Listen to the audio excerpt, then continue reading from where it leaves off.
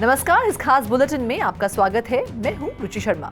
मजबूत डेटा संकेतों ने दरों में बढ़ोतरी के बारे में चिंताओं को फिर से प्रज्वलित किया, जिससे प्रमुख वर्चुअल डिजिटल एसेट्स कम पीछे हट गए। अमेरिकी फेडरल रिजर्व के अधिकारी ने तुरंत खतरे की घंटी बजाई। फाइनेंशियल टाइम्स के साथ एक इंटरव्यू में federal reserve bank of Cleveland के प्रेसिडेंट लोरेटा मेस्टर ने कहा, मुझे वास्तव में रुकने का कोई ठोस कारण नहीं दिख रहा है, जिसका अर्थ है कि जब तक आपको ये तय करने के लिए अधिक सबूत नहीं मिल जाते हैं, तब तक प्रतीक्षा करें। मेस्टर एक federal open market committee alternate member हैं, जिसका अर्थ है कि वह 12 वोटिंग मेंबर्स में से एक की एब्सेंस में इंटरेस्ट रेट्स पर वोट करती हैं। ओवरनाइट सेशन में मेस्टर की टिप्पणियों ने बिटकॉइन के लगभग $500 को गिरा दिया। तब से ये रिकवर हो गया है, लेकिन 2.33% से $27,080 के नुकसान पर ट्रेड करना जारी है। इथेरियम दूसरी सबसे बड़ी क्रिप्टो करेंसी 1.68% नीचे $1,872 पर ट्रेड कर रही थी। पिछले 24 घंटों में ग्लोबल क्रिप्टो मार्केट कैप 1.03% गिरकर $1.15 ट्रिलियन हो गई है।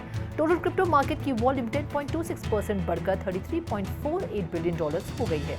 डीफाई की टोटल वॉल्यूम वर्तमान में $2.63 बिलियन है, जो टोटल क्रिप्टो मार्केट की वॉल्यूम का 7.86% है, जबकि सभी स्टेबल कॉइन्स की वॉल्यूम $30.86 बिलियन है, जो कि 92.17% है। बिटकॉइन का डोमिनेंस वर्तमान में 46.24% है। दिन में 0.18% की कमी दिखाई दी। IC15 इंडेक्स टॉप 15 टोकन का बैरोमीटर 1.3% गिरकर 37,697 पर आ गया। इस बीच job opening and labour turnover report ने अप्रैल में 10.1 मिलियन तक की ओपनिंग को दिखाया, जो अनुमानित 9.375 मिलियन से अधिक था। इस नंबर का परिणाम क्रिप्टो कीमतों में शॉर्ट टर्म वॉलेटिलिटी को जोड़ना चाहिए। एनालिस्ट का कहना है कि ऑल्टरनेटिवली ये इंस्टीट्यूशनल इन्वेस्टर्स के लिए डिजायरेबल है, और साथ ही आने वाले दिनों में देखना ये भी है कि BTC की कीमतें $27,000 के आसपास किस हद तक स्थिर होती हैं, जो इसके 20 दिवसीय मूविंग एवरेज के साथ कोइंसाइड है। इस थ्रेशोल्ड के नीचे गिरावट बिटकॉइन को अपने बोलिंगर बैंड की लोअर रेंज $26,300 पर देख सकती है। आने वाले इंटरेस्ट के डेटा पॉइंट्स में शुक्रवार का नॉन फार्म पेरोल्स डेटा दिलचस्प होगा। करंट फोरकास्ट इकोनॉमी को मई में 180,000 नौकरियों को जोड़ने के लिए कहते हैं। मार्केट ऑब्जर्वर्स ने कहा कि 180,000 से ऊपर की रीडिंग से कीमतों पर मंदी का असर पड़ सकता है। सस्टेनेबल ग्रोथ और स्टेबिलिटी बनाए रखने के लिए भारत के सेंट्रल बैंक की ओर से बोलने वाले टॉप गवर्नमेंट ऑफिशियल्स ने सभी बैंक्स को ब्लॉकचेन और आर्टिफिशियल इंटेलिजेंस टेक्नोलॉजी अपनाने की सलाह दी है। डिप्टी गवर्नर महेश कुमार जैन ने भारतीय रिजर्व बैंक यानी RBI द्वारा भारतीय बैंक्स के डायरेक्टर के लिए आयोजित एक कॉन्फ्रेंस में सस्टेनेबल ग्रोथ और स्टेबिलिटी से संबंधित रिस्क मैनेजमेंट टेक्निक्स के बारे में बात की।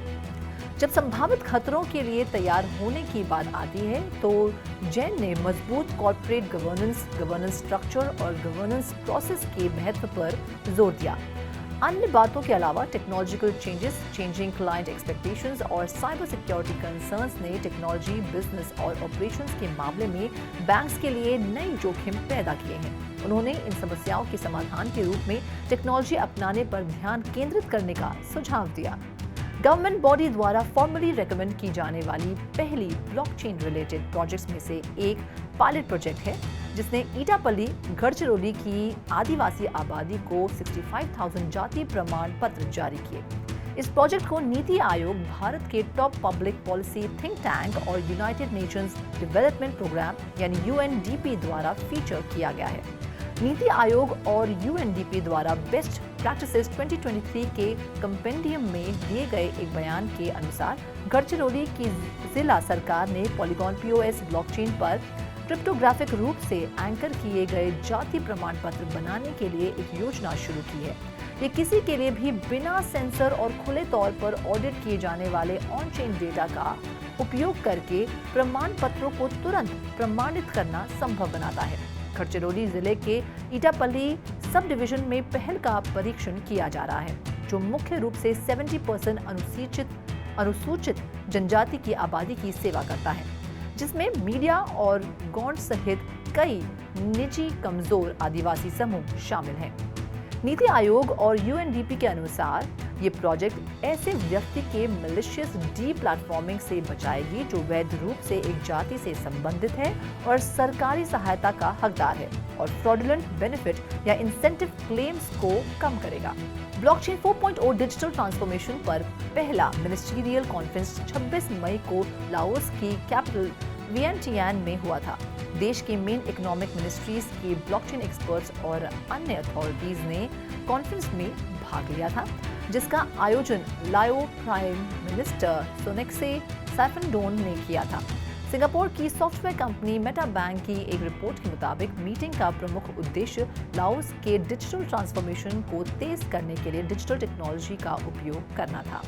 ब्लॉकचेन 4.0 के विचार को पेश करने, ओपन कोलैबोरेशन की वैल्यू पर प्रकाश डालने और डेवलपिंग ग्लोबल डिजिटल इकोसिस्टम के ड्राइवर और ग्रीनर के रूप में लाओस को बढ़ावा देने के लिए ये उल्लेखनीय था। मेटा बैंक लाओस के टेक्नोलॉजी मिनिस्टर का एक पार्टनर ऑर्गेनाइजेशन है। लाओस की ब्लॉकचेन 4.0 पहल का समर्थन करने के लिए दोनों ऑर्गेनाइजेशंस एक ब्लॉकचेन रिसर्च और डेवलपमेंट सेंटर बनाने की योजना बना रहे हैं। ओडिशा के चीफ मिनिस्टर नवीन पटनायक ने सोमवार को ओडिशा फॉर आर्टिफिशियल इंटेलिजेंस और आर्टिफिशियल इंटेलिजेंस फॉर यूथ पहल की शुरुआत की। स्टेट गवर्नमेंट ने इस पहल के लिए टेक फर्म इंटेल को अनुबंधित किया है। अधिकारियों ने कहा कि पहले फेज में इसे भुवनेश्वर, पुरी और कटक में लागू किया जाएगा। अपनी टिप्पणी में मुख्यमंत्री ने इस बात पर जोर दिया कि आर्टिफिशियल इंटेलिजेंस में हमारी दुनिया को बदलने और आर्थिक प्रगति को बढ़ावा देने की अपार क्षमता है। उन्होंने दावा किया कि उनके देश का ध्यान टेक्नोलॉजी ड्रिवन ट्रांसफॉर्मेशन पर है, जो 5T प्रोजेक्ट का एक की एलिमेंट है, और उन्होंने आश्वासन दिया कि इससे लोगों की डिजिटल साक्षरता और भविष्य की सबसे कटिंग एज टेक्नोलॉजी से परिचित होने में सुधार होगा। इसका दावा है कि ये एक ऐसा वातावरण भी बनाएगा जो कई तरह की इंडस्ट्रीज में रिसर्च, क्रिएशन और एप्लीकेशन को प्रोत्साहित करता है। उन्होंने कोलैबोरेशन के लिए इंटेल इंडिया और इलेक्ट्रॉनिक्स और IT डिपार्टमेंट की सराहना की और सभी गवर्नमेंट एजेंसी से कहा कि वे इन प्रोग्राम्स का उपयोग करें और कर्मचारियों को प्रशिक्षित करें ताकि वे AI क्रांति में सबसे आगे हो सकें।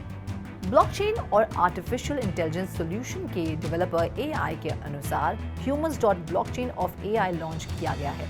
दुनिया का पहला ब्लॉकचेन प्लेटफॉर्म एक इकोसिस्टम है जो पहले अनसुने एथिकल और ट्रांसपेरेंट फ्रेमवर्क के भीतर आर्टिफिशियल इंटेलिजेंस की आसान स्केलिंग और रेगुलेशन की अनुमति देता है। AI का ह्यूमन ब्लॉकचेन एक ग्राउंड ब्रेकिंग इकोसिस्टम है जो ओपन एथिकल नॉर्म्स को बनाए रखते हुए AI पहल का समर्थन करता है। AI के लिए ब्लॉकचेन आर्टिफिशियल इंटेलिजेंस के क्षेत्र में एकेडमिक्स और डेवलपर्स के लिए एक वर्सेटाइल स्टार्टिंग पॉइंट के रूप में कार्य करता है। AI प्रोजेक्ट्स और प्रैक्टिकल एप्लीकेशंस के बीच की गैप को ब्रिज करता है, जो लोगों के जीवन को बेहतर और सशक्त बनाता है और वास्तविक दुनिया में मुद्दों से निपटता है। इस ब्लॉकचेन द्वारा कटिंग एज AI को खरीदने और लागू करने के लिए एक डायनामिक मार्केट संभव हो गई है, जो ट्रेसेबिलिटी, ट्रांसपेरेंसी और कटिंग एज डेटा सिक्योरिटी के अतिरिक्त लाभों के साथ क्विक मनी क्रिएशन के एक नए युग की शुरुआत करता है। कटिंग एज गवर्नेंस कॉन्सेप्ट्स की पेशकश करके humans.ai का उद्देश्य आर्टिफिशियल इंटेलिजेंस द्वारा उठाए गए एथिकल इश्यूज को संबोधित करना है। मंगलवार को यूएस स्टॉक मार्केट्स के शुरू होने से ठीक पहले US chip maker Qualcomm $1 trillion के मार्केट में पहुंच गया। कल की तुलना में लगभग 5% अधिक एनवीडिया के शेयर वर्तमान में प्री मार्केट ट्रेडिंग में $460 पर ट्रेड कर रहे हैं। एनवीडिया के शेयर्स में मंगलवार को फिर से वृद्धि होने की उम्मीद है, क्योंकि लंबे वीकेंड के बाद यूएस मार्केट्स फिर से खुल गए हैं। चिप मैन्युफैक्चरिंग फर्म का मार्केट कैपिटलाइजेशन क्वार्टरली प्रॉफिट्स की रिपोर्ट के बाद एक ही दिन में $720 बिलियन से बढ़कर $900 बिलियन से अधिक हो गया, जिससे पिछले 5 दिनों में एनवीडिया स्टॉक की कीमत लगभग 30% बढ़ गई। AI बूम का लाभ उठाने के प्रयास में लंबे वीकेंड के दौरान एनवीडिया के CEO जेंसन हुआंग द्वारा पेश किए गए नए गुड्स और सर्विसेज में एक नया robotics design, gaming capabilities, advertising services और नेटवर्किंग टेक्नोलॉजीज शामिल थीं। DGX GH200 AI super computer platform, जिसकी घोषणा हुआंग ने भी की, तकनीकी व्यवसायों को ChatGPT के प्रतिस्थापन को विकसित करने में मदद करेगा।